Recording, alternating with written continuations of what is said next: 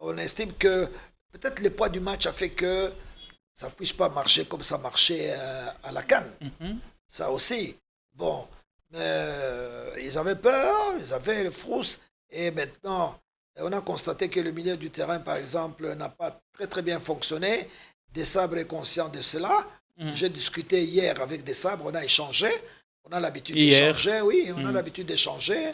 On a parlé en professionnel. Vous avez fait votre observation, oui, des observations, les critiques. Il sait, je lui ai dit, bon, je te donne mon point de vue, Sébastien. Il a dit oui, ok. Ils vont certainement se battre pour le milieu du terrain. Comme je dis, l'appétit vient en mangeant. Nous commençons à y croire. Nous sommes dans un groupe où... Et il y a des gens qui m'ont même dit, quelqu'un m'a dit, vous serez surpris. Portugal, RDC, lesquels les gens ne se trompent pas et disent que Ronaldo va marquer autant de buts. Et Dieu seul sait même si Ronaldo va jouer parce que là, il est suspendu. Je crois qu'il ne jouera pas ces matchs-là. Maintenant, le système de la FIFA est magnifique. Nous aurons les 12 groupes, mais les deux de chaque groupe vont se qualifier. Mais on va récupérer les 8 meilleurs troisièmes.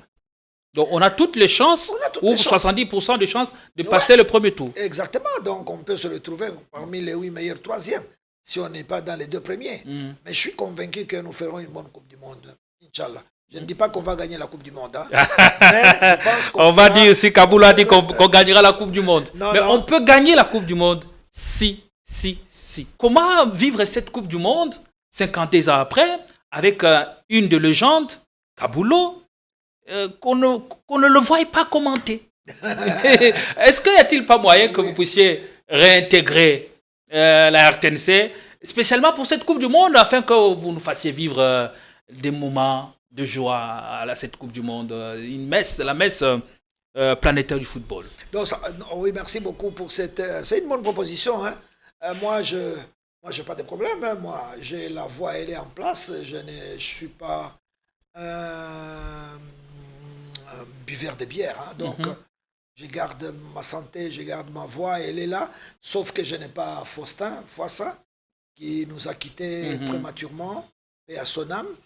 Bon, sinon, j'ai tous les outils qu'il faut. Maintenant, ça ne dépend pas de moi. Si, par exemple, même si j'ai la retraite, la maison peut toujours me rappeler et dire, compte tenu de cette circonstance, nous souhaitons que la Coupe du Monde, en tout cas en ce qui concerne les matchs des Léopards, soit commenté par M. Kaboulo qui a rendu d'énormes services. Parce que vous aviez commenté des Coupes du Monde, mais vous n'aviez pas commenté une Coupe du Monde à laquelle RDC a pris part. Parce que vous ne vous qualifiez pas. Voilà. J'ai commenté beaucoup de matchs de Coupe du Monde. La France, en 1998, au Stade de France, moi j'ai fait les directs France-Brésil. Et puis d'autres matchs. J'ai fait l'Afrique du Sud également. Donc j'ai cette expérience internationale. Si aujourd'hui, pour honorer le football congolais, la RTNC me dit, ou le ministre Patrick Mouyaya, ou Madame DG Sylvie, ou à la demande de la population, on dit que M. Kaboulo commente le match de la Coupe du Monde. Il n'y a pas de problème, on va se mettre d'accord. Je pense que nous passerons quand même le premier tour. À la fois moderne et vintage, un mix de sensations qui vous offre des expériences personnalisées, uniques et inoubliables. Désirez-vous entrer dans une autre galaxie? Alors bienvenue à Joua Palace. Nous vous proposons 2 appartements spacieux offrant un salon convivial, une cuisine moderne et 3 chambres élégantes pour un quotidien serein, 2 salles de bain raffinées pour votre confort et votre bien-être. Pour vos linges, notre buanderie professionnelle est mise à votre disposition. Une sécurité 24 heures sur 24 sous une lumière permanente grâce à notre générateur de grande capacité, loin de coupures intempestives d'électricité. Joua Palace vous offre également la connexion Internet haut débit, un système de mobilité intégré grâce à notre charroi automobile de première classe. Où croyez-vous être? Vous êtes à Kinshasa et nous sommes Joua Palace, situé au numéro 7 avenue Kassai, quartier GB, commune de Ngadima, à 3 minutes de boulevard du 30 juin, près de Mino Congo. Voulez-vous faire l'expérience? Contactez-nous au +243 81 60 33 128. N'attendez plus, faites de Joua Palace votre nouveau chez vous.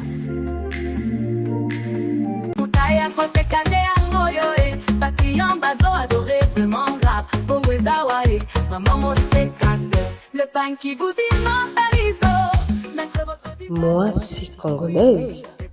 l'intemporel, un pain d'exception, symbole d'élégance et de raffinement, conçu avec amour, imprimé avec soin, façonné avec grâce pour sublimer chaque femme.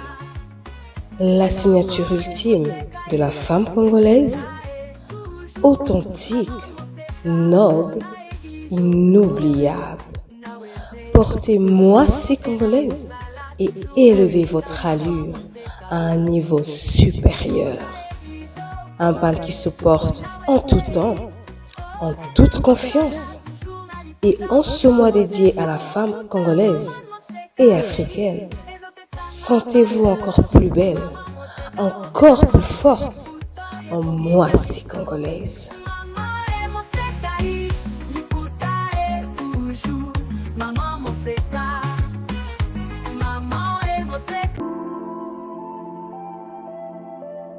Le parc de la vallée de l'Antélé vous invite à venir partager des moments inoubliables en famille ou entre amis dans un cadre naturel de verdure unique à Kinshasa.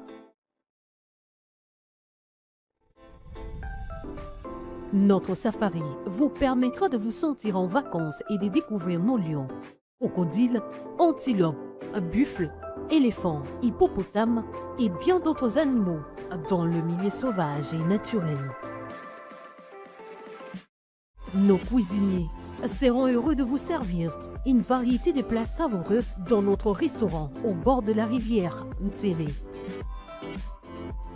Le parc de la vallée de l'Antélé possède une panoplie d'activités sportives et ludiques au Cap Aventure et Loisirs pour votre détente. Kayak, pédalo, tyrolienne, cyclotourisme, piscine et vol du faucon, la plus longue zipline d'Afrique. Le parc de la vallée de l'Antélé met également à votre disposition de logements de haut standing avec un confort 5 étoiles. Le parc de la vallée de l'Antélé est ouvert du mercredi au dimanche de 7h30 à 17h. Pour tout renseignement, contactez-nous au plus 243 89 60 32 713 ou encore au 243 81 231 68 82.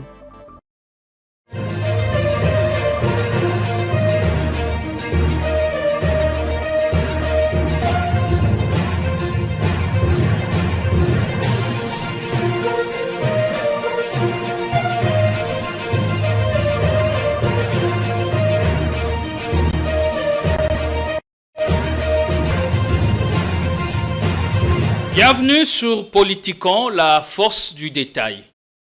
C'est un patrimoine, une légende, et surtout l'un des journalistes sportifs le plus excellent. Un visage iconique du petit écran, sa voix pointue et ses reportages fouillés ont bercé notre enfance. En même temps, ça nous a fait aimer la profession. Oui, ça c'est vrai. Et si vous aviez vécu pendant cette période et que vous ne l'aviez pas connu, je serais permis d'affirmer que vous aviez marqué l'une des pages les plus importantes pour votre culture générale. Et à ce jour, il a fait l'amitié de répondre à notre invitation. C'est toute une école, tout un patrimoine, je le disais tantôt. Avec lui, on parlera de beaucoup de choses. On reviendra notamment sur la qualification des Léopards de la République démocratique du Congo pour la Coupe du Monde 2026 qui sera organisée par le Mexique, États-Unis et Canada. La RDC y sera bel et bien présente après sa courte mais précieuse victoire face aux Reggae Boys de Jamaïque après prolongation, 1-0 inscrit par le défenseur congolais Axel Touanzembe qui a permis cette fois-ci à la RDC de composter ses précieux sésames pour la Coupe du Monde 2026, 52 ans Après, oui, il fallait le faire. Et l'invité de ce jour fait partie des artisans. Oui, parce qu'il faudrait le rappeler que celui qui a fait tout pour que la RDC retrouve ce niveau qu'elle a aujourd'hui, des nuits de travail, des nuits blanches parfois passées pour ficeler des stratégies avec les sélectionneurs et managers de l'équipe nationale Sébastien Desabre, en mauvaise posture lors des éliminatoires pour la Coupe d'Afrique. On avait fait les plus durs, c'est-à-dire aller chercher la qualification en déplacement, surtout en France-Ville où tout avait commencé. Et c'est là que la mayonnaise avait pris. Ça c'est la beauté de l'histoire. C'est important par moment de rappeler ces faits que nous semblons oublier au fil des années. Et aujourd'hui, on sera à la Coupe du Monde, malheureusement sans lui. Allez, je préfère que je le présente d'abord. On a l'immense plaisir de recevoir sur ce plateau le légendaire, l'immense. Je disais que vous êtes l'un des excellents journalistes sportifs de mon pays. C'est possible. Claude-François Kaboulou, Moana Kaboulou. Comment allez-vous? Non, parfait. Je suis content de retrouver les téléspectateurs des Politicons TV. C'est une des chaînes que je fréquente et qui a l'habitude de m'appeler quand il y a des débats intéressants. Et c'est pour ça que je n'ai pas hésité un seul instant. Au lendemain d'une brillante qualification, je dis pourquoi pas. C'est le moment d'exprimer notre reconnaissance à tous ces jeunes gens qui ont mouillé le maillot pour permettre aux Congolais de savourer les bonheurs d'être dans une phase finale d'une Coupe du Monde. Ce n'est pas donné à tout le monde. On est à peu près 54 pays à l'Union africaine, mais là il n'y a que 10. Ils vont y aller, tout le monde veut y aller, mais il y a des étapes, il y a beaucoup d'exigences. Mais nous, c'est comme un examen d'État. Nous avons réussi notre examen. Et surtout que la qualification de la RDC semble avoir une saveur particulière puisque le parcours aura été très long. Éliminatoire, Afrique, barrage africain, barrage intercontinental. Il fallait rester parfait ou encore très bon dans toute le rencontre. 13 matchs. 13 matchs au prix des sacrifices. Au prix de la détermination, au prix des engagements, il faut dire. Vous avez en face des équipes comme le Sénégal, le Nigeria, le Cameroun. Ça n'a jamais été facile, même le Sud-Soudan. Ça, ce sont des pays qui nous ont créé des problèmes, mais Dieu merci, avec la compétence du staff et la détermination des joueurs, et puis l'engagement des autorités politico-administratives, nous avons créé ce qu'on appelle l'union sacrée autour de cette équipe. Et aujourd'hui, tout le monde est heureux d'aller à la Coupe du Monde et on verra ce qui va se passer. D'abord, il fallait franchir les Rubicons et arriver. Et c'est ce que nous avons fait. Allez, merci beaucoup. On va très rapidement entrer dans le vif du sujet. Je rappelle que l'émission sera essentiellement axée sur la qualification de Léopard, rappeler les parcours, les chances qu'ont le Léopard à la phase finale de cette Coupe du Monde et surtout tirer des leçons, c'est important, de derniers matchs disputés par la RDC. Tantôt là, je disais que vous êtes votre voix pointue. Chaque fois lorsque nous vous suivions sur l'ex-OZRT ou sur la RFI, pour nous qui avions l'habitude de vous suivre en province, c'est ça. Vous avez bercé en même temps notre enfance et même vous avez fait aimer la profession. Et surtout moi qui suis des Calémies, il y avait cette attraction naturelle. Oui. Alors, quel est le sentiment que vous avez quand vous attendez ce mot de la part de la nouvelle génération, si on peut le dire ainsi? Oui, un sentiment de reconnaissance et d'encouragement aussi. On se dit que non, on n'est pas dans un désert où on peut lancer des cris sans être entendu. Mais quand vous avez des retombées venant des téléspectateurs ou des auditeurs, c'est un signe de confiance. C'est pour dire que non. Nous avons quand même un compatriote qui nous apporte des informations et parce que c'est au prix de beaucoup d'efforts, hein, de sacrifices. À quel point vous-même vous réalisez le travail énorme que vous aviez abattu pendant plus de 30 ans? Et grâce à la formation d'abord reçue, vous savez que moi j'étais prédestiné à être médecin.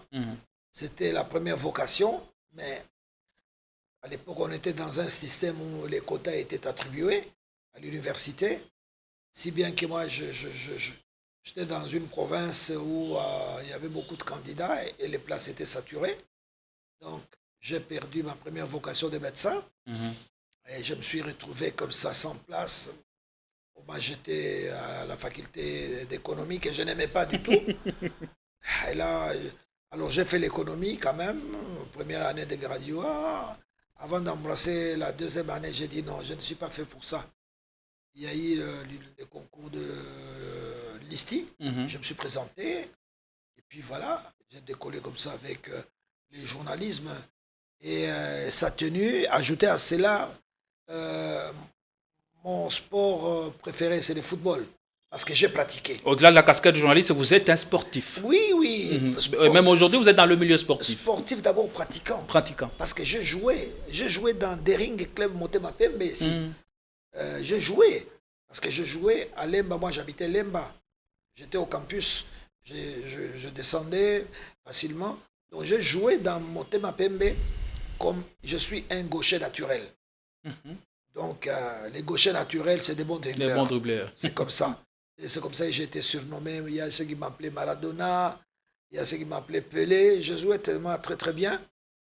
Et ça aussi, ce qui fait que quand je suis arrivé à la RTNC, il a fallu nous départager pour essayer de nous placer dans les différents services. Mes copains avec lesquels j'étais, Diman Jawembi, vous connaissez. Diman Jawembi, oui. Et Koudoura Kassongo. Qui est chargé de la carte de presse à l'UNPC d'ailleurs. Voilà, qui s'occupe de la commission. Koudoura Kassongo. Koudoura Kassongo. Avec qui on a travaillé ensemble, on a cheminé, on a terminé le même jour. Kassongo Wema aussi. Lui, c'est des aînés. Il était de la promotion d'avant. Non, c'est des aînés. Il était plus RTNC Lubumbashi. Après, il viendra ici travailler à la RTNC Kinshasa.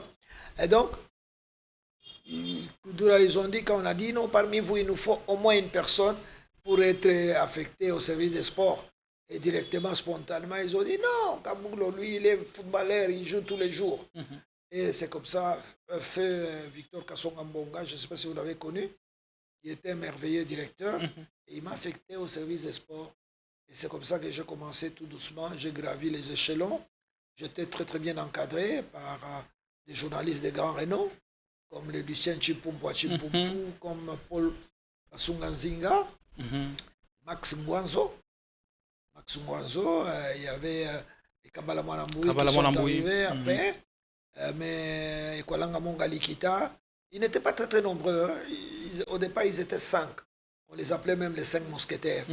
Moi, tout petit, j'étais là, j'étais derrière les 5 mousquetaires. Et vous avez appris beaucoup auprès d'eux? Vous savez, il faut l'humilité. Je venais avec mon diplôme, tout ça, des licences, ça ne suffit pas. Les diplômes, c'est une présomption. Mais maintenant, il faut la pratique. J'ai dit, c'est à côté des vieux que j'apprendrai les métiers. Et c'est comme ça que j'ai fait ce qu'on appelle en jargon journalistique les champs écrasés. C'est avec ces vieux-là. J'allais en Djili, Kaboulo, Trésor, Djili. J'allais là-bas, je suivais les championnats des divisions inférieures. Kaboulo, va en Bazangungu. J'allais en Bazangungu, je prenais les taxibus. Et c'est comme ça. Dans cette humilité, je me suis montré modeste. Les vieux m'ont vendu les secrets aussi de la profession. Et c'est comme ça que je puis évoluer. Est-ce que vous vous attendiez au début à cette carrière que vous aviez eue? La carrière. Oui, à cette carrière flamboyante. Oui, en fait, je vous ai dit d'abord, comme la médecine n'a pas réussi, je n'ai pas eu la chance d'embrasser la médecine. Je voulais être juriste. Je voulais ça. Et malheureusement, quand je suis parti au campus, la faculté était saturée, l'auditoire, il n'y avait pas de place. C'est comme ça qu'on va me virer en économie. Et puis après, je suis arrivé à cette carrière de journaliste. Comme je disais beaucoup, j'étais abonné au journal Jeune Afrique. Donc, et puis comme je jouais, j'étais fou du foot. moi, je n'avais que des passions dans la vie. C'était les études et les foot. C'était comme ça. Je me rappelle, je terminais les cours, je jetais les cahiers à l'entraînement. J'ai joué quasiment tous les jours. J'ai même eu des problèmes avec ma mère. Ma maman m'a Marthe. Parce que manger, c'était difficile. Il m'arrivait de jouer 3 à 4 matchs par jour. Je joue le matin, je n'ai pas le temps. Viens d'abord manger. J'ai dit non. Et c'était comme ça. Donc j'étais très, très passionné pour le foot. Et puis, donc, quand Dieu m'a orienté vers le journalisme, passion connectée, et puis le chemin était déjà balisé. Connecté au destin, à la connaissance, à l'amour du travail bien fait. Ouais. Je me suis adapté très, très vite. Parce que c'était un milieu naturel que je connaissais. Et puis, j'ai vécu là-dedans. Allez, vous êtes pour nous mon patrimoine, vraiment. Merci. Et je me disais à l'entrée, la RDC, dans les couloirs, je vous taquinais un peu, je vous titillais. Enfin, on a eu la qualification. Enfin. Vous faites partie des artisans, que ce soit au ministère des Sports ou dans le milieu sportif, où vous êtes connu. Ouais. Et même lorsque vous étiez encore directeur des sports à la RTNC, oui. C'était vous aviez caressé ses rêves, dont la réalisation est arrivée maintenant, alors qu'on vient de vous envoyer, de vous mettre à la retraite. C'est ça. Je me dis, comment vivre cette Coupe du Monde 50 ans après, avec une de légendes, Kabulo, qu'on ne le voie pas commenter. Est-ce qu'il n'y a-t-il pas moyen que vous puissiez réintégrer la RTNC, spécialement pour cette Coupe du Monde, afin que vous nous fassiez vivre des moments de joie à cette Coupe du Monde, la messe planétaire du football? Donc, oui, merci beaucoup pour cette... c'est une bonne proposition. Hein. Moi, je n'ai pas de problème. Hein. Moi, j'ai la voix, elle est en place. Je ne suis pas... buveur de bière. Hein. Donc, je garde ma santé, je garde ma voix, elle est là. Sauf que je n'ai pas Faustin, qui nous a quittés prématurément, et à son âme. Bon, sinon, j'ai tous les outils qu'il faut. Maintenant, ça ne dépend pas de moi. Si, par exemple, même si j'ai la retraite, la maison peut toujours me rappeler, dire, compte tenu de cette circonstance, nous souhaitons que la Coupe du Monde...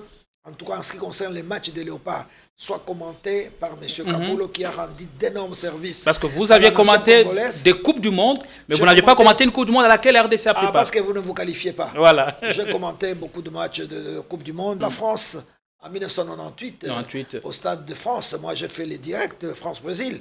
Et puis d'autres matchs. J'ai fait l'Afrique du Sud également. Donc j'ai cette expérience internationale. Si aujourd'hui... pour honorer le football congolais. La RTNC me dit, ou le ministre Patrick Mouyaya, ou Madame DG Sylvie, ou à la demande de la population, on dit que M. Kabulo commente le match de la Coupe du Monde. Il n'y a pas de problème, on va se mettre d'accord, on va juste réserver les circuits commentaires, nous aurons notre propre commentaire, et pourquoi pas, parce que je me rappelle en France. Il faut une pétition pour ça. Je ne sais pas si vous avez connu Léon Zitrone. En France. Léon Zitrone, c'était un très très grand commentateur français, un grand journaliste français. C'est lui qui commentait les défilés du 14 juillet. Okay. Il est parti à la retraite. Quand bien même il était à la retraite, le TF1 le rappelait toujours pour commenter les défilés du 14 juillet. Et il a commenté les défilés du 14 juillet jusqu'à sa mort. Donc ce ne sera pas une première pour nous? Non, il ne sera pas. Moi, je suis disposé, je suis là. Si on m'invite, oui, je peux venir. Hein. S'il n'y a pas d'invitation, ce n'est pas un problème. Je peux être dans les... Non, moi, je m'engage à faire une pétition pour ça. Peut-être que je peux être consultant dans une autre chaîne. C'est bien triste. Mais c'est vrai que, comme on est rentré 52 après, je pense que ça mériterait quand même que ce match soit commenté par nous-mêmes. C'est encore mieux. Nous connaissons mieux la philosophie de l'équipe, nous connaissons nos coutumes, nos traditions, parce qu'il y a trop de risques parfois quand les amis européens commentent le match. Parfois, ils n'ont pas tous les détails. Et parfois, ils se trompent. Parfois, ils ne connaissent pas votre culture. Et voilà, c'est une bonne proposition. Vous aviez dit la plus grande perte... Moi, je suis disponible, vous savez, 24 sur 24. La plus grande perte, c'est le départ de Faustin. Parce qu'à travers la transmission d'un match, il y a aussi la culture générale. Il faut un consultant. Un consultant. Oui, je l'ai inventé un peu, Faustin. Parce que Faustin, c'était un garçon extrêmement intelligent, très cultivé, qui aimait les foot. C'était une double pour vous. Oui, parce qu'on discutait souvent. Alors un jour, je lui ai dit, Faustin, tu vas venir avec moi. Non, qu'est-ce que je vais faire? J'ai dit non, moi, j'ai beaucoup de temps mort pendant le match. Il y a des joueurs blessés, il y a peut-être des discussions entre joueurs. Et à ce moment-là, les matchs ne se jouent pas. Donc, il faut qu'on arrive à meubler tout ce temps-là. C'est comme ça que l'idée m'est venue. J'ai dit non, on va meubler par la culture, par des petites informations d'ordre géographique, politique, tout ça. Et on a commencé avec Faustin. Et finalement, la mayonnaise a pris, et c'était parti. Et c'était le duo qui nous a bercé pendant près d'une décennie ou... Décennie, Je connais, il y a un premier ministre, un des anciens, premier ministre qui m'avait appelé un jour, le lendemain du match, il dit, M. Kaboulo, c'est moi le premier ministre. Je dis, ah, Excellence, quelle nouvelle? J'étais surpris, un premier ministre qui m'appelle.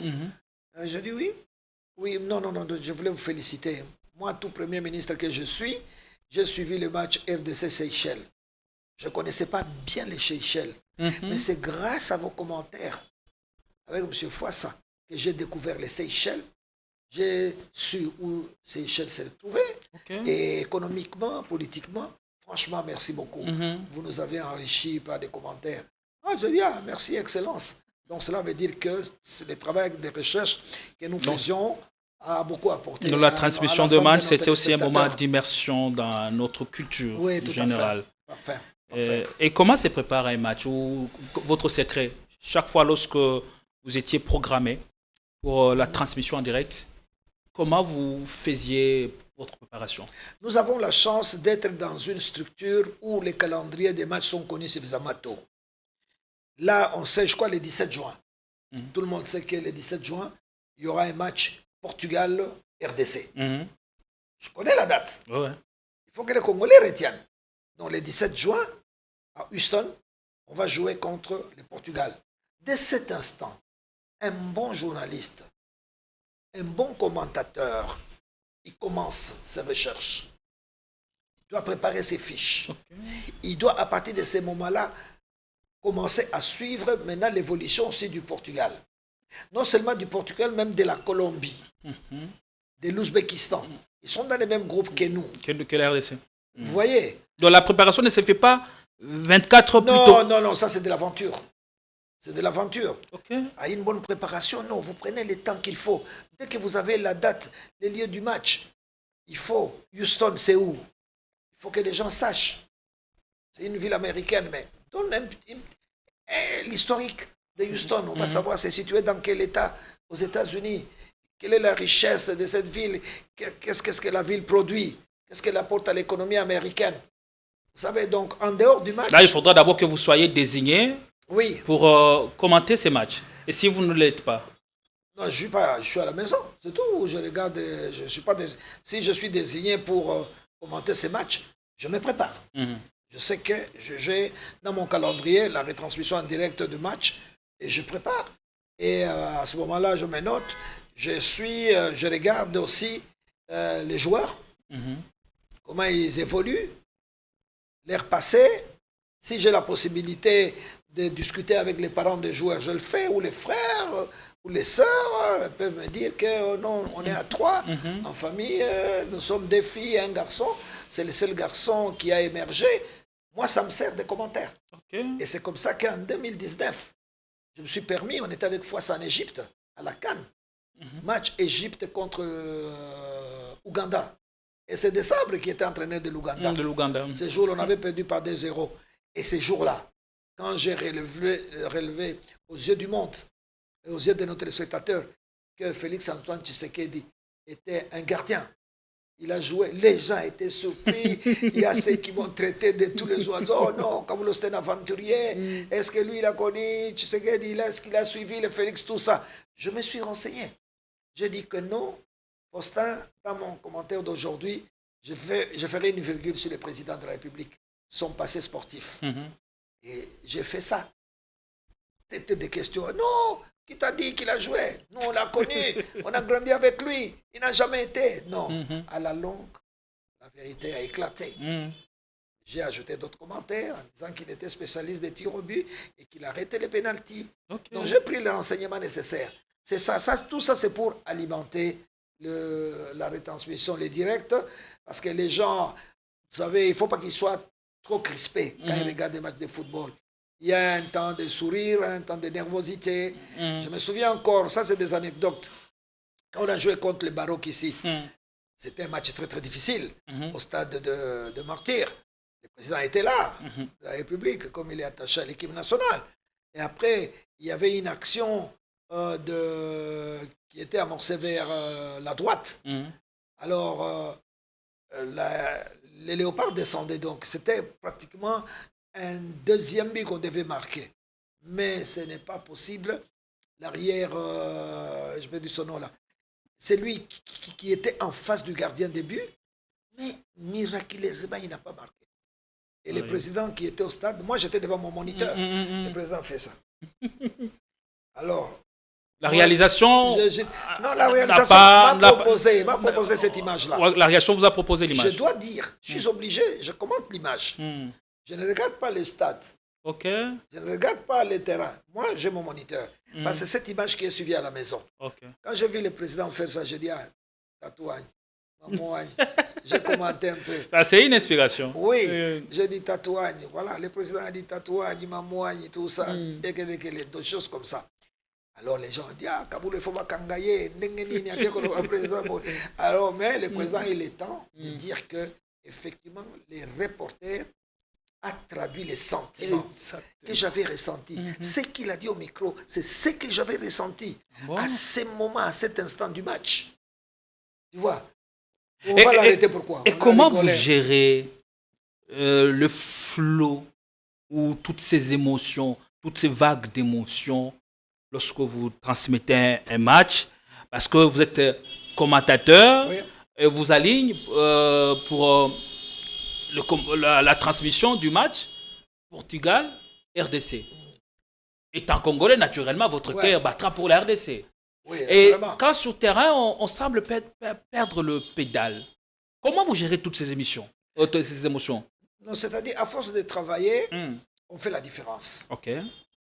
Quand vous êtes au micro, vous êtes un professionnel. Vous n'êtes pas un fanatique d'un pays. Vous n'êtes pas un supporter aligné d'un pays. Moi, je peux pas même si par moment, l'émotion peut vous gagner. Mais j'ai déjà transcendé ça. Pendant le match, je vois des équipes sur le terrain. C'est tout. Écoute, si Ronaldo dribble toute la défense de la RDC, que veux-tu que je dise?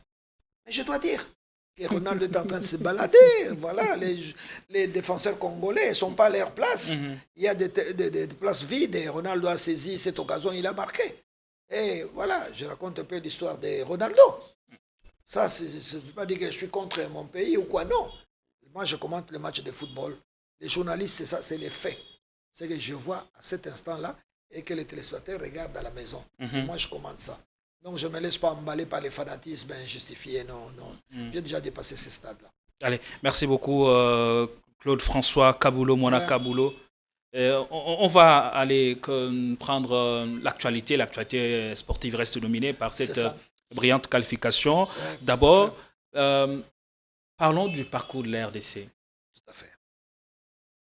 Le parcours aura été long, certes, mais à force d'y croire, on y est arrivé. À cette Coupe du Monde, la RDC arrive avec quel statut? En considérant la prestation de la dernière rencontre qualificative face à la Jamaïque. Vous savez, tout dépend de la détermination. En fait, le fait qu'on ait perdu en 2018 la qualification, on était à 14 minutes de la qualification. Vous vous rappelez contre la Tunisie, on menait 2-0, on s'est fait rattraper. En 2022, malheureusement, on n'a pas eu un bon coach. Hector Cooper, l'Argentin. Je crois qu'il était... Il a bricolé beaucoup de choses. Il était fatigué, il était déjà à la retraite, il ne suivait plus les rythmes, et en plus, il n'avait pas la langue. Okay. Ouais. Il parlait espagnol. Et on l'a interprété. J'ai vécu cette situation. Son interprète était un Malien. Vous voyez cette combinaison. Son médecin était un Belge. Donc, il y avait un peu de la cacophonie.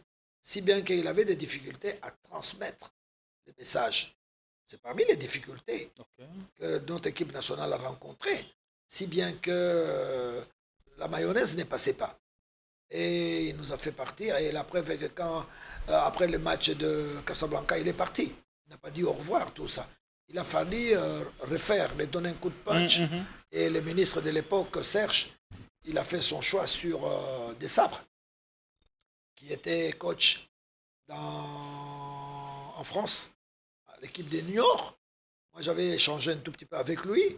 Il a dit, bon, j'ai fait ce choix-là. Et voilà, bon, ces choix nous apportent bonheur aujourd'hui, tant mieux. Et, je crois que Serge avait fait un bon choix. Alors, maintenant, il faut voir le déclic a commencé, je crois, à partir de 2013, quand on a perdu l'Afrique du Sud, la CAN. On était même humilié avec Claude Leroy qui était coach. Claude Leroy, je crois qu'il était déjà fatigué. Il ne donnait plus, il n'avait plus pas de punch. Si bien que l'équipe n'était pas très bien préparée. Et le ministre Baudouin Bandamukala Isungu est arrivé comme ministre de la Culture et des Sports. Alors lui, il va m'appeler pour dire, ah, Kaboulo, viens, moi je suis plus culturel, tu vas t'occuper du volet sport. Bien sûr, sous le contrôle du ministre. On est arrivé là-bas, il a fallu trouver quelqu'un pour remplacer Claude Leroy. Il y avait 75 candidatures qui étaient arrivées à la FECOFA. Nous, on avait les dossiers. Moi, j'ai reçu les dossiers en tant que conseiller. J'ai expliqué au ministre et j'ai dit, monsieur le ministre, moi, ma philosophie est simple. À compétences égales, nous prenons les Congolais. Il est grand temps qu'on démarre avec les Congolais. À compétences égales, on prend les Congolais. On choisit. Le ministre avait opté pour ça. Il a dit qu'il était tout à fait d'accord. Et j'ai fait venir Feu Okito, Barthélemy, secrétaire général. Nous avons travaillé.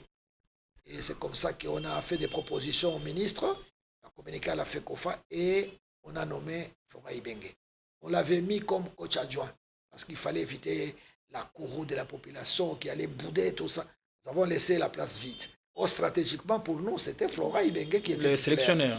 Et on a commencé l'aventure. 2015, vous avez les résultats en Guinée équatoriale. On termine 3e. Et toutefois, on était plus près d'une qualification. Toujours. Et puis, on a acheminé avec Florent Ibenge jusqu'en 2019 en Égypte, quand on a été éliminé par Madagascar. Après, il va démissionner. Il avait déjà des sollicitations, il avait des engagements. Il voulait changer un peu d'air, ce qui est tout à fait normal. Après, on a eu Sengi Bien, mais ça n'a pas marché au Cameroun en 2021. Et après, il a fallu trouver. Donc, ça, c'était le déclic. Et après, quand Cooper est parti, quand Desabre est arrivé, il a commencé le travail.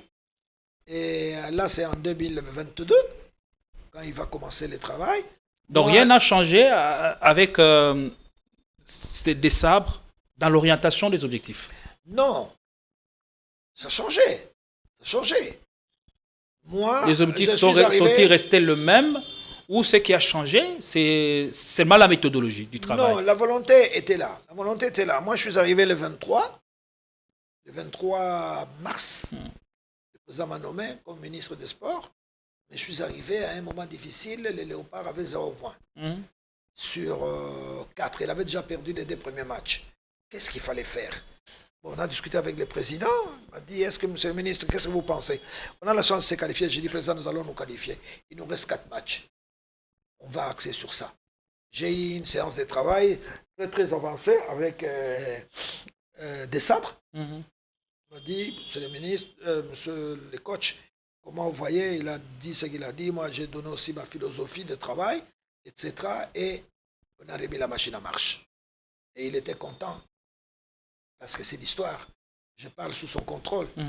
Il m'a dit, monsieur le ministre, je trouve quand même un interlocuteur à qui parler. Parce qu'à un moment donné, je me suis retrouvé dans une structure... c'est ce qu'avait dit Desabre. À qui m'adresser? J'ai dit non, moi je connais, je suis footballeur, moi-même un ancien, tout ça. Et on a commencé le travail. Et on avait les défis. Vous avez parlé de ça. C'était les Gabons. C'était des déclics. Il fallait battre obligatoirement les Gabonais pour aller en Côte d'Ivoire. Et c'est ce que nous avons fait. Nous avons interné l'équipe à Douala. Les staffs voulaient en Europe, au Portugal. Monsieur le ministre, j'ai dit non, Douala. Nous sommes à 45 minutes de vol d'oiseau pour atteindre Franceville. Je préfère que les joueurs soient à côté plutôt que de les amener en Europe. Les terrains merveilleux, je connais les terrains de Douala. Et j'ai dit à Desabre, va voir dans les Google. Il a regardé les Google, le lendemain, il m'a dit, monsieur le ministre, vous avez raison. Les terrains magnifiques, on va à Douala. Et on les a internés à Douala. Et c'est comme ça que... Et dès lors, le statut a un peu changé. Après, on a gagné les 4 matchs qui nous restaient. Les derniers qu'on était, on a terminé premier de groupe. Outsider qu'on était au début, on est devenu favori. On est parti en favori. On est parti en Côte d'Ivoire. Vous avez les résultats. Nous sommes allés jusque dans les derniers carrés. Si Chancel même avait réussi son pénalty, on allait ramener la 3e place. C'est parti, c'est aléatoire. Mais les résultats étaient magnifiques. Plus on avance, plus il y a des ambitions. On se dit, pourquoi pas. Après, moi, j'ai répété au président de la République, je parle sous son contrôle. J'ai dit, président, on va aller à la Coupe du Monde. Il m'a dit, ah, Kaboulo. C'est vrai. Le président m'a fait rire. Il m'a dit, ah, Kaboulo, ça n'a pas. Et où tu vas? Alors, le président, bon, Talakak. On a pas il aime beaucoup faire rire. On a rigolé. J'ai dit, président, on va aller à la Coupe du Monde. Le seul quoi, c'est le Sénégal. Nous ferons match nul à Dakar. C'était une prophétie. Hein. J'ai dit, président, nous ferons match nul à Dakar et à Kinshasa, nous battrons le Sénégal. Et nous serons qualifiés directement. Moi, j'ai géré les matchs aller. Après, on a joué contre les Soudan. Et puis, avant le match retour, etc., il y a eu des changements. Mais je suis parti dans ma conviction avec cette prophétie. Et comme on travaillait bien en symbiose avec les coachs et tout, la philosophie a continué. Si bien que mon successeur, Didier Boudimbo, il a emboîté les pas. Il a continué avec les mêmes coachs. Il n'a pas changé de coach, heureusement. Donc, il a marché sur le même rythme. Et on a fait, à part les faux pas qu'on a fait avec le Sénégal, si on avait battu le Sénégal, on serait qualifié. On aurait eu la qualification directe. Bon, ben, on n'a pas eu cette chance-là, mais on est allé jusqu'au barrage. L'équipe a tourné et on se retrouve en Coupe du Monde. Et heureusement, je voudrais ici, d'abord, rendre hommage à Dieu. Parce que c'est lui, le maître des temps et des circonstances, comme on dit. N'est-ce pas, Gédéon? C'est lui qui nous a aidés. Et après, l'apport du président, il faut le dire. On a une chance, un véritable sportif, un passionné de foot. Il est là, présent. Il est dans les vestiaires. Et quand il parle pour booster le moral de joueurs, c'est avec toute sa ferveur qu'il le fait. Ça a beaucoup aidé. Le président n'a jamais hésité. Ça a beaucoup aidé. Le président a élevé la voix quand il fallait. Il ne venait pas pour faire la complaisance. Il y a des moments où il disait que ça n'a pas marché. Théo Bongonda, aujourd'hui, ça n'a pas marché. Tel, non, c'est pas comme ça. Vous avez mal joué, tout ça. Donc, un bon père de famille distribuait les félicitations, mais il faisait des remontrances. Même au coach, ça lui est arrivé de dire, aujourd'hui, coach, je ne suis pas content, ça n'a pas très bien marché. Et ça se faisait dans un cadre professionnel, constructif. Et on a évolué comme ça. Et c'est ça les résultats d'aujourd'hui. Donc c'est pour ça que je dis, je remercie aussi les présidents pour cette implication. Ça a beaucoup joué, donc à tous les niveaux, il y avait ça. Il y avait cet esprit, on a continué. Et après la qualification, on y arrive avec quel statut à cette Coupe du Monde? Est-ce que, au regard du parcours, je me dis, on arrive à cette Coupe du Monde avec plus d'arguments ou un peu émoussé? On avait d'abord un objectif, c'était retourner à la Coupe du Monde. 52 ans après, d'abord, on a franchi les Rubicons, comme on dit. On a atteint la Coupe du Monde. Maintenant, l'appétit vient en mangeant. Comme les enfants là ont goûté déjà la sauce de la Coupe du Monde, parce que là, on était dans le contexte de la Coupe du Monde. Je crois que les joueurs, automatiquement, se sont décomplexés. Mais je dois avouer qu'eux aussi, avant le match, j'aimerais bien que les joueurs soient honnêtes. Ils vont vous dire qu'il avait la panique. Il avait la responsabilité, d'abord, de vaincre tout un stade. Stade inconnu au Mexique. Regardez la distance. Et puis les poids de tout un pays, 120 millions d'habitants sur votre dos. Vous dites, ça va marcher comment? Si je rate une passe, qu'est-ce que je deviens? Donc c'est ça vous aviez raison, je vous relance. Oui. Parce qu'au début du match, il y a des moments où, quand on ratait l'occasion, on a vu des joueurs qui étaient un peu crispés. C'est ça. C'est comme si on voulait marquer le but à tout prix. Et ça, c'est une pression qui semble être négative. Ah oui, peut être négative. Gagner, c'est un facteur X qui peut vous pousser à gagner le match, mais il faut savoir gérer pour que cela ne se transforme pas en pression négative. C'est pour ça que les buts de Bakambu qui a été refusé sur hors-jeu, les deux buts. Hors-jeu tout à fait justifié, il n'y a pas à discuter, mais les buts qui soient rentrés, ça a permis à nos joueurs de souffler en se disant que c'est possible. Et ça a aidé énormément. Ils se disent, donc on peut marquer. Donc, ça les a motivés. Et déjà, dans les 20 premières minutes, je pense qu'on pouvait mener par 2-0. Bon, on n'a pas eu cette chance-là. Mais au moins, la frousse est partie. Et on a continué. Mais on s'est fait aussi douter. On a douté. Oui, ça, on doit aussi reconnaître. Ça, c'est les 3/4 des Congolais. On estime que peut-être le poids du match a fait que ça ne puisse pas marcher comme ça marchait à la CAN. Ça aussi. Bon, ils avaient peur, ils avaient le frousse. Et maintenant, on a constaté que le milieu du terrain, par exemple, n'a pas très bien fonctionné. Desabre est conscient de cela. J'ai discuté hier avec Desabre, on a échangé. On a l'habitude d'échanger, oui, on a l'habitude d'échanger. On a parlé en professionnel. Vous avez fait votre observation, des observations, les critiques. Il sait, je lui ai dit, bon, je te donne mon point de vue, Sébastien. Il a dit oui, ok. Ils vont certainement se battre pour le milieu du terrain. Comme je dis, l'appétit vient en mangeant. Nous commençons à y croire. Nous sommes dans un groupe où... Et il y a des gens qui m'ont même dit, quelqu'un m'a dit, vous serez surpris. Portugal, RDC, lesquels les gens ne se trompent pas, ils disent que Ronaldo va marquer autant de buts. Et Dieu seul sait même si Ronaldo va jouer, parce que là, il est suspendu. Je crois qu'il ne jouera pas ces matchs-là. Donc, tu vois, c'est un élément positif pour nous s'il ne joue pas. Ça peut aussi booster le moral. Mais le Portugal aujourd'hui, c'est pas que nos Ronaldo. Mais nous serons, d'après mes compatriotes, là, ils ont dit, vieux au Comona, c'est possible.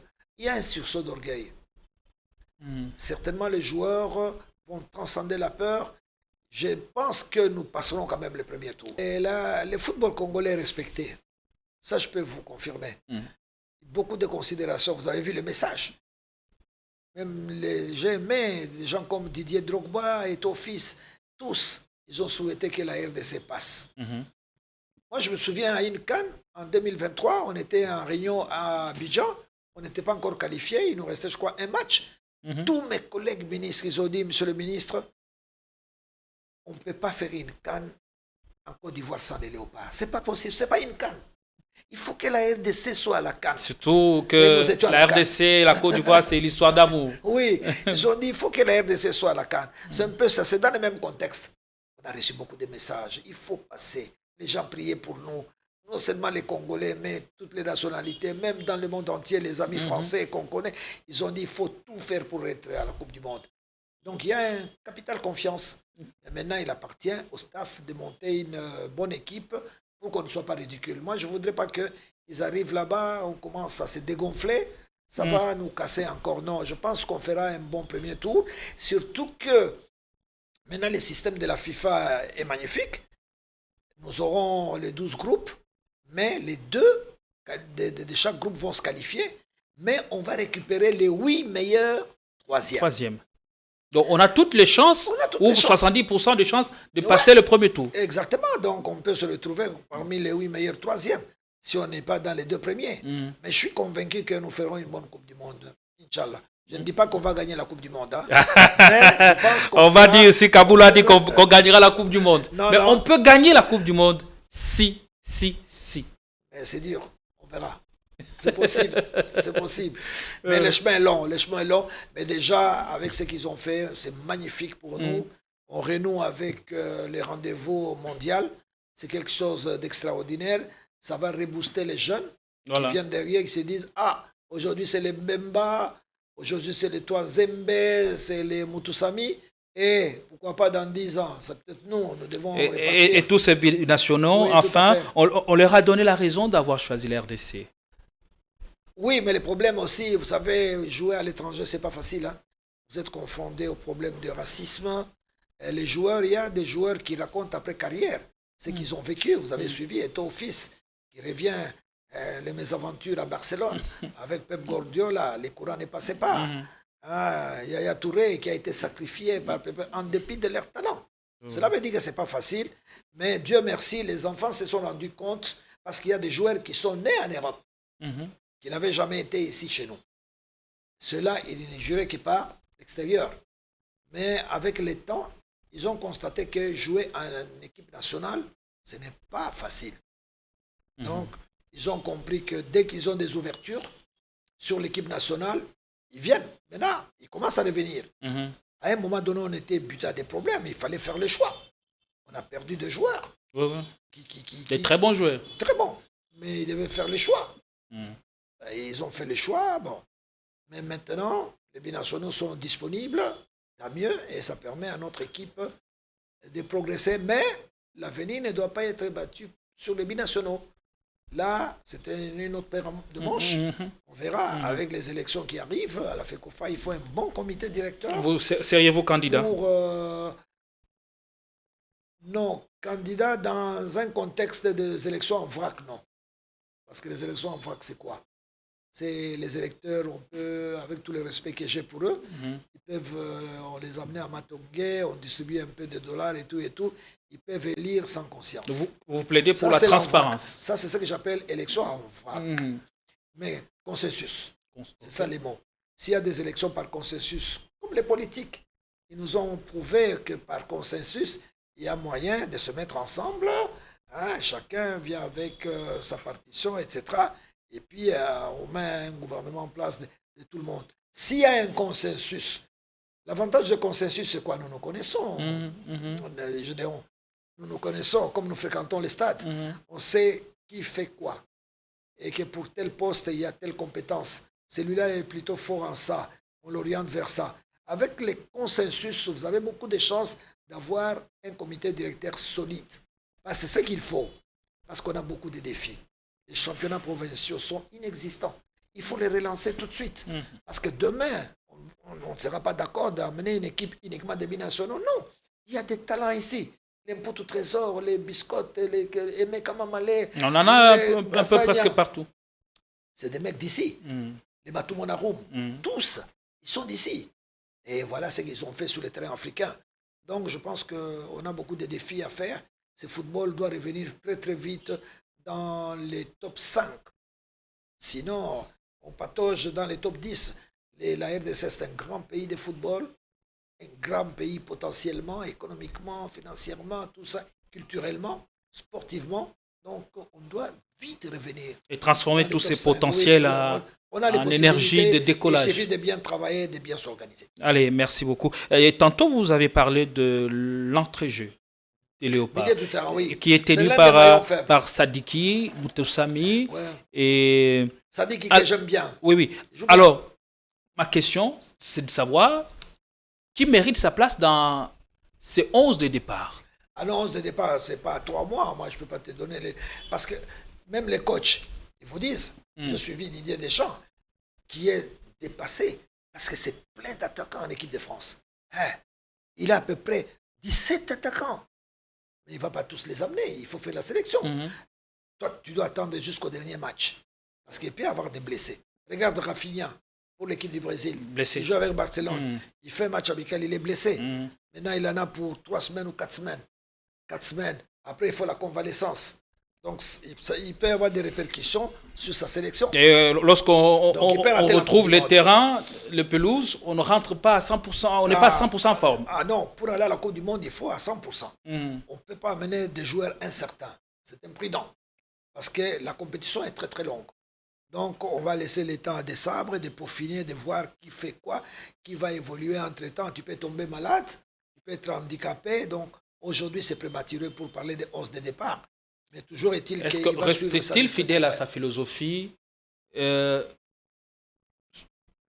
le mérite, c'est-à-dire ceux qui jouent doivent mériter leur place. Absolument. Désormais, les places se payent cher dans la sélection nationale. Est-ce que reste-t-il toujours fidèle à cette philosophie? Il est obligé. Il est obligé parce que pour obtenir des résultats, surtout quand vous allez dans une phase finale de la Coupe du Monde, on ne va pas avec des joueurs à moitié en forme. Non, il faut aller avec un effectif digne et fort. Vous avez vu comment Kylian Mbappé a paniqué à un moment donné avec la blessure au Real Madrid. Il avait peur de sa participation à la Coupe du Monde. C'est les sommets, il vise le ballon d'or. Mais si tu n'es pas à la Coupe du Monde, les plus grands rendez-vous, tu passes à côté. Donc c'est tout ça. Les joueurs eux-mêmes dans leur comportement maintenant là, ils sont très prudents. Ils ne vont pas faire n'importe quoi. Il faut gérer. Parce que la moindre blessure, tu es... Mais on a des joueurs aujourd'hui qui n'ont pas suffisamment de temps de jeu, mais qui sont titulaires indiscutables chez les Léopards. Oui, les temps de jeu, ça c'est par rapport à leurs équipes.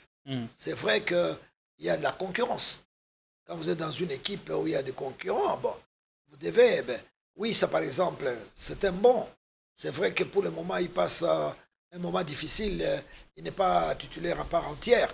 Ça l'handicape un tout petit peu. Vous avez vu les répercussions de son comportement dans le match. Ce n'est pas les grands ça que nous connaissions. C'est venu de ça. Comme il ne joue pas régulièrement, bien évidemment, vous ne serez pas performant, comme d'habitude. Et ça joue beaucoup. Et ceux qui ont l'habitude de jouer comme les Sadiki et tout ça... Mais pourquoi l'avoir aligné dans le 11 de départ? On laisse l'attitude au coach. On laisse l'attitude au coach pour aligner. Mais moi, si j'étais à la place de Desabre, je n'alignerais pas ça. Au moins dans l'équipe de départ.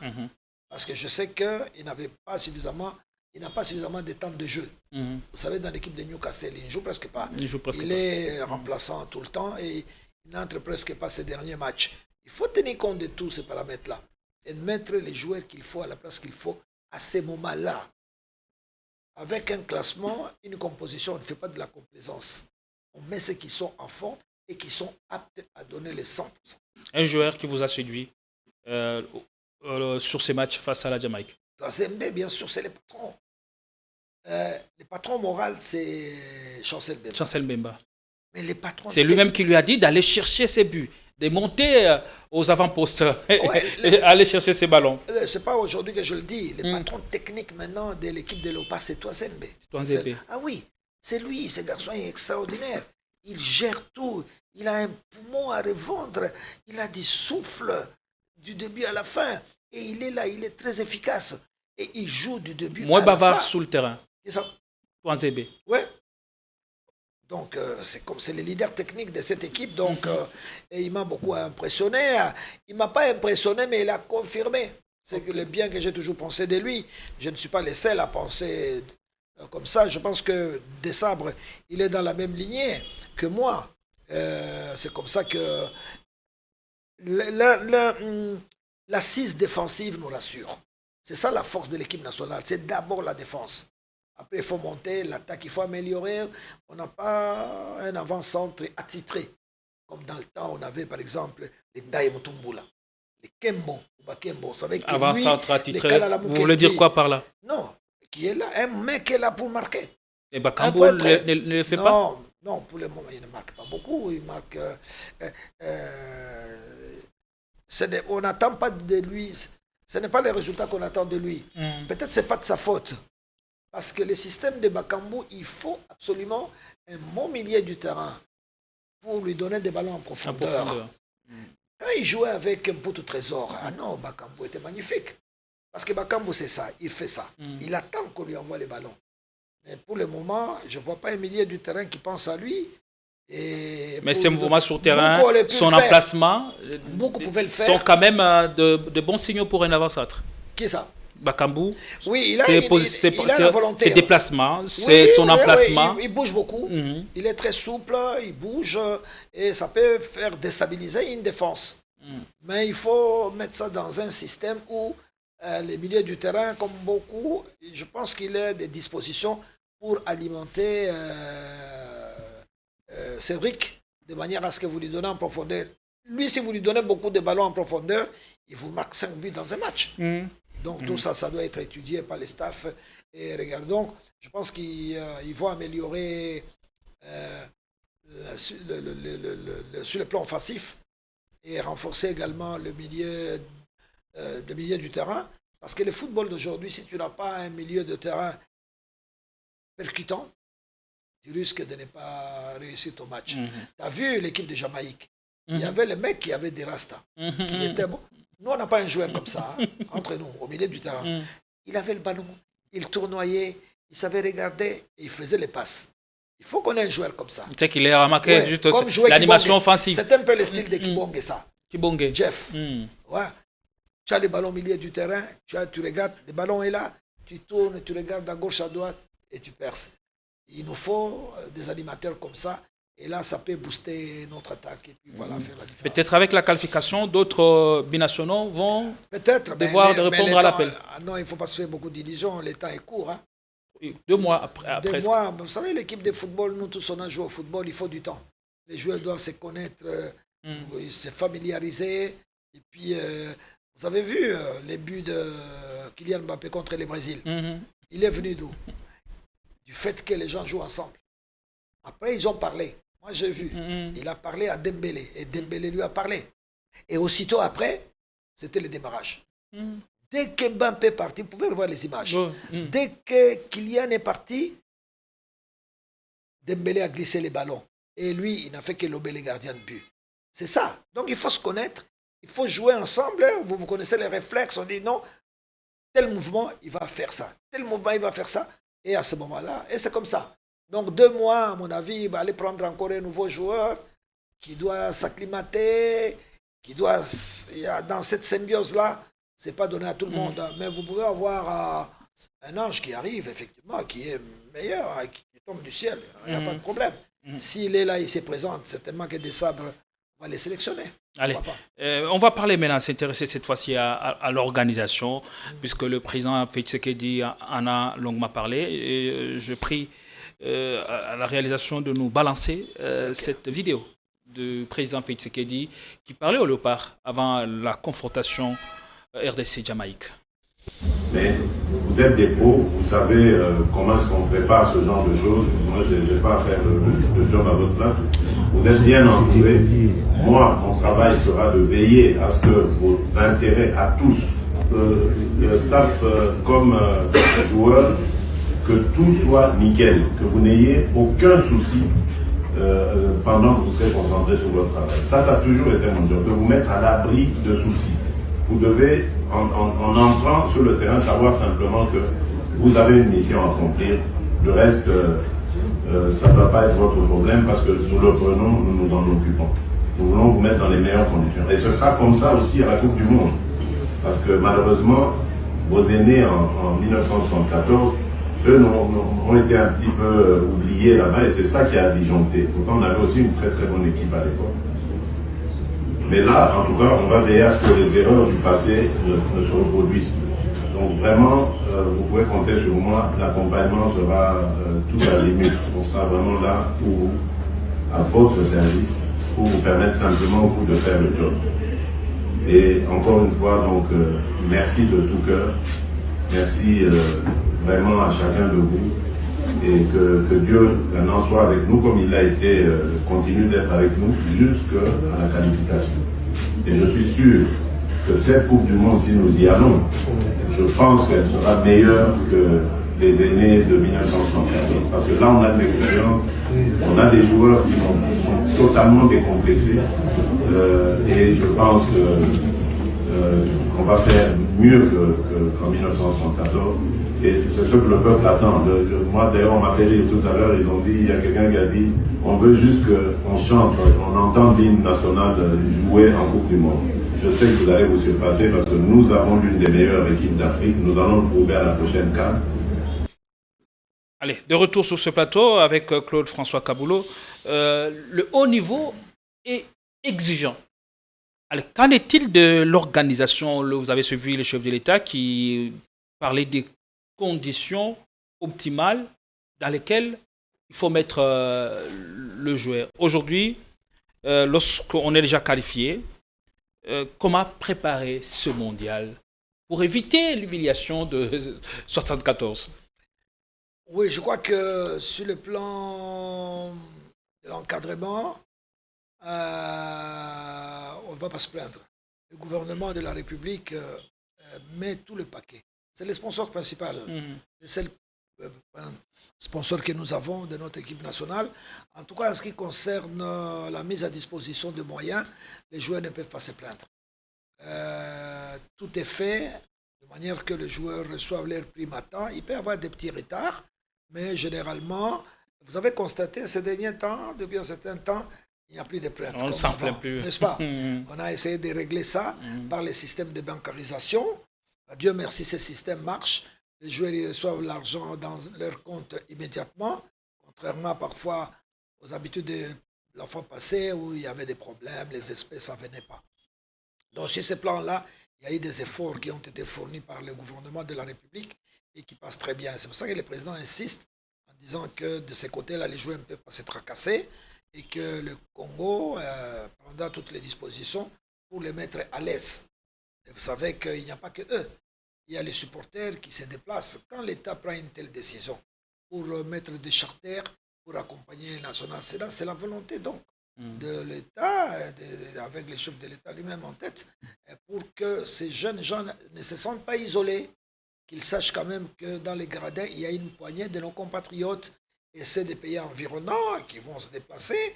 Comme on va jouer aux États-Unis, et on a beaucoup de gens là-bas qui sont à Dallas, qui sont dans des grandes villes américaines et qui viendront certainement dans les stades.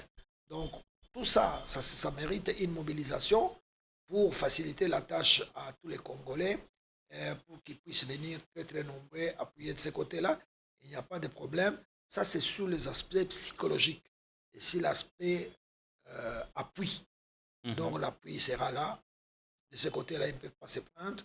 Bon, la partie technique, ça c'est réservé au staff qui est conscient qu'il faut faire les résultats. Comme le président a dit, qu'en 1974, effectivement, les joueurs sont partis en Allemagne avec un seul souci on part d'abord à la Coupe du Monde. Ils n'étaient pas partis avec des ambitions. Le principe des pierres de Coubertin. Bon, censé de participer. Mais maintenant, comme je vous ai dit, l'appétit vient en mangeant. Comme ces jeunes gens, ils ont vu, ils ont goûté déjà la Coupe du Monde avec ce match contre Jamaïque. Je pense qu'ils seront surmotivés. C'est pour ça que j'ai dit, moi j'ai la conviction qu'ils vont passer le premier tour et puis après, s'il faut continuer, pourquoi pas. Et c'est des moments de joie, comme on se le voit sur ces images du stade où se jouaient ces matchs contre la Jamaïque. Il y avait de l'affluence dans le stade et ça, c'est ce qui est important. Là, on s'est dit, la RDC, même au Mexique, aura le soutien du 12e homme. Oui, curieusement, au stade de Guadalajara, mais on me dit que le public du Mexique était pour la RDC. Oh, curieux que cela puisse paraître. Comment expliquer? C'est comment ça? Comment l'expliquer? Moi, je ne sais pas. Sympathie. Là, on voit, ça, ce sont les Mexicains. Ouais, sympathie naturelle. Aux couleurs du drapeau national. Ouais, ils ont reçu les t-shirts, ils ont reçu les maillots de la RDC. Il y avait une sympathie spontanée et naturelle de la part de nos amis mexicains. Voilà, ils portent Mexico, mais ils étaient derrière une autre équipe nationale qui est réputée quand même. Les gens n'oublient pas l'histoire. Il y a ceux qui se souviennent maintenant du combat de boxe, comme c'était organisé ici chez nous. Mexique étant à côté des États-Unis d'Amérique, ils savent qu'avec les Américains, nous avons organisé ce championnat du monde. Il y a des gens qui sont allés voir sur leur carte géographique où se situe la RDC, un grand pays au cœur de l'Afrique. Et tout ça, ça a beaucoup joué. Et puis, ça nous a créé ces sympathies. Et voilà, donc si on s'organise très très bien, les Congolais des États-Unis seront là, ceux du Canada, ils vont certainement être là et il y aura une bonne délégation qui partira d'ici. Avec cette symbiose, je crois que le stade de Hudson va exploser ce jour-là. Mais quels sont le mythe qu'il faudrait à tout prix déconstruire ou ce qui paraît comme une tradition? Par exemple, j'ai vu des gens sur la toile parler du jour de mardi. Je dis, mardi nous a toujours porté malchance. Sénégal, c'était ici mardi. Tunisie, mardi, un certain mardi. Et l'autre, Maroc, un certain mardi. Cette fois-ci, on a joué encore contre la Jamaïque un certain mardi. Et Portugal, ça et apparemment, ça nous a porté malchance et on a gagné le jour suivant. On n'a pas gagné le mardi. Alors, quels sont les mythes que nous entretenons qui peuvent être considérés comme des barrières psychologiques qui nous empêchent enfin d'engager des points? Vous savez que dans de grandes équipes, il y a des psychologues. Quand vous allez par exemple à une équipe du Brésil, il y a 3 psychologues qui font partie de la délégation officielle. En Allemagne, il y a des psychologues. En France, certainement aussi, en Angleterre, etc. La présence d'un psychologue est très importante. C'est pour vider la tête des joueurs. Pour qu'ils ne pensent pas beaucoup de choses au moment où il doit être concentré sur le match. Tu vois des choses comme ça, mardi. Si vous lui mettez ça en tête et que lui joue mercredi, il peut avoir des répercussions dans son cerveau en disant, comme le cerveau a enregistré mardi, même s'il rate la passe mardi, c'est à cause du mardi. Bon, je crois que les psychologues feront leur travail, n'est-ce pas, pour préparer le mental, parce que c'est un match qu'il faut aborder avec un mental haut, n'est-ce pas, avec optimisme, avec détermination, pour que les joueurs ne puissent penser qu'à l'événement, qu'ils ne puissent penser qu'au match. N'est-ce pas? Il va se donner à fond et à ce moment-là, il y a lieu de résultats. Mais il y a des spécialistes qui cherchent les petits détails. Après, sur la tiquilote à blé, sur la tiquilote à rouge, ça c'est un peu de polémique de la cité. Bon, nous on ne s'occupe pas de ça. Hein. Nous, en officiel, on est là, on reste concentré sur les matchs. On fait tout, les joueurs ils reçoivent leurs primes, ils sont conditionnés. Et ils n'auront qu'un seul objectif, c'est jouer le match et gagner pour passer au tour.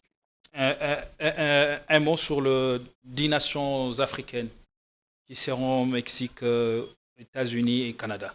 Laver l'affront, hein. Vous savez, ces dernières années, on n'a pas été bon. Hein.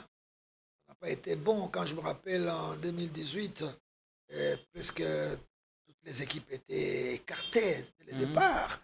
Je me rappelle en 2010 en Afrique du Sud, c'était à côté totalement. Bon, il y a en 2022 le Maroc qui nous sort un peu de ça avec la demi-finale. Moi, je crois qu'il y a cet orgueil. On a l'impression que beaucoup de pays africains sont déterminés à aller loin. Et Dieu seul sait. Sur les 10, je suis convaincu qu'il y a une bonne moitié qui franchira les premiers tours. C'est un sentiment personnel. Vous savez, la série des matchs amicaux, c'est extraordinaire. Aussi. La RDC sera concernée par cette moitié. Oui, certainement. La détermination, la volonté. Vous savez, pourquoi on dit toujours, c'est avec la foi qu'on déplace les montagnes. Les Chinois ont déplacé les montagnes parce qu'ils avaient la foi. Donc, si on a la détermination et on y croit, on peut aller très loin. Parce que les matchs de football, c'est 90 minutes. Et ces jours-là, si vous vous réveillez du bon pied, et vous avez la chance, vous avez la détermination, vous passez. Vous pouvez faire match nul avec le Portugal, pourquoi pas? Et si ça marche, on a vu, vous avez vu les matchs amicaux, comment les pays africains se sont comportés. Vous voyez par exemple le Ghana, c'était tout juste une perte devant l'Allemagne par 2-1. Mais les pays africains ont gagné aussi des matchs. Donc cela veut dire qu'ils vont vaincre déjà cette peur-là. C'était ça les côtés avantageux de la journée FIFA. Ça a permis à décomplexer, n'est-ce pas? Les joueurs sont décomplexés, ils se sont dit, nous sommes déjà dans le rythme de la Coupe du Monde, donc nous pouvons. Mais je pense que les équipes comme la Côte d'Ivoire vont certainement bien jouer, l'Afrique du Sud, pourquoi pas, sans parler du Maroc. Je pense que ces équipes-là vont très très bien se défendre et on va y ajouter la RDC. Avec une motivation supplémentaire, je pense que tout est possible. Tout est possible, ça c'est vrai. Allez, on est presque à la fin. Et le projet de l'après-carrière, c'est lequel? Moi, j'aurais souhaité que, par exemple, vous puissiez ouvrir une université, une école où vous êtes là comme maître à penser. Vous donnez le matière sur le football, voilà, pour que la génération qui arrive soient connectés à vous et puissent avoir droit à une très très belle préparation pour la relève. Oui, bon, vous savez, moi je suis journaliste à vie. Hein, c'est le métier que Dieu m'a donné, donc je reste dans le journalisme. Nous sommes dans des projets en tenant compte de nombreuses critiques qui ont été formulées. Et le chef d'État nous avait demandé d'apporter de la salubrité dans notre profession, parce que le journaliste, pour les 3/4, sont sortis du terrain journalistique. Ils rentrent dans la vie privée des gens, hein? Ils injurient les dirigeants, ils deviennent des communicateurs plus, des hommes politiques, des secrétaires, c'est eux. Et ce qui fait que la partie professionnelle est sacrifiée. Nous devons faire un effort pour remettre les journalistes en rang, du moins les journalistes sportifs. Alors je suis sur ce projet. C'est des projets que je vais présenter à notre gouvernement et pour voir comment on peut financer les séminaires de formation, les séminaires de recyclage, pour que nous ayons aussi la possibilité de transmettre. Nous ne pouvons pas aller au cimetière avec tout ce qu'on a emmagasiné. Il faut qu'on ait le temps de transmettre à la génération future. Ça, c'est important. Je suis sur ce projet-là, à travers notre association, l'association des journalistes sportifs de la RDC. Par le passé, on a fait beaucoup de séminaires ici, financés par la FIFA, financés parfois par CEFI, Canal France International. Maintenant, on va frapper à la porte des décideurs pour voir comment on peut, s'il y a un financement qui nous suit, il y a moyen de faire venir des experts ici et organiser ça dans des poules au niveau des provinces pour aider les journalistes congolais à revenir à la profession. Parce que là, ils sont en train de quitter la profession, ça ne va pas.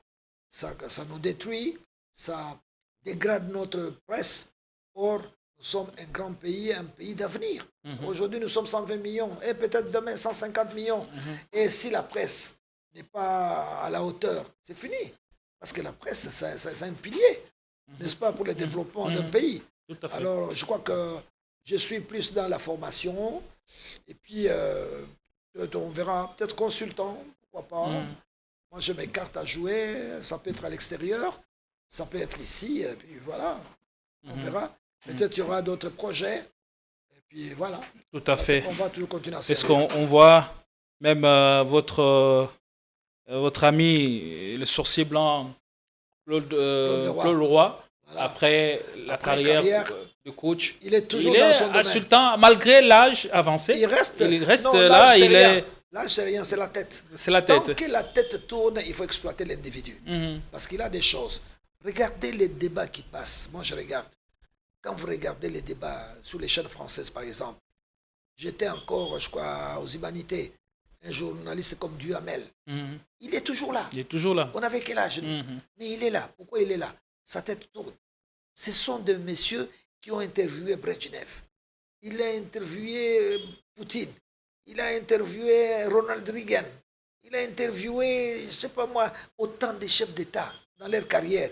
Vous ne pouvez pas perdre toutes ces intelligences-là. Donc, s'il y a moyen de donner des opportunités à ceux qui ont encore des intelligences et que leur tête tourne, il faut les laisser travailler. Et c'est un peu ça aux États-Unis. J'ai vu les grandes émissions, des débats qui explosent les audiences. C'est fait par des personnes âgées qui sont là-dedans et qui ont des bibliothèques, et qui sont organisées. Et petit à petit, ils forment aussi les jeunes qui arrivent. C'est-à-dire, on peut leur accorder un statut particulier. Tout à fait. Des consultants. Ils viennent, comme nous, là, par exemple, je peux être consultant. Ça n'a rien à voir. J'ai fini ma carrière comme journaliste à la RTNC. Mais je peux être consultant. Dès que Kaboul est un spécialiste des sports, je suis consultant pour les sports. Tous les dossiers, les grands débats, tout ça, notre consultant est là. Et c'est important. Donc, il faut exploiter cette possibilité-là. Et comme ça, les cerveaux ne sont pas dispersés.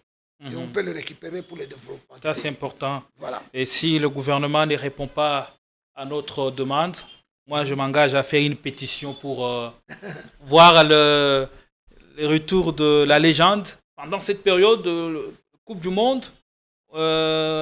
avec la RDC qui va y participer, voilà.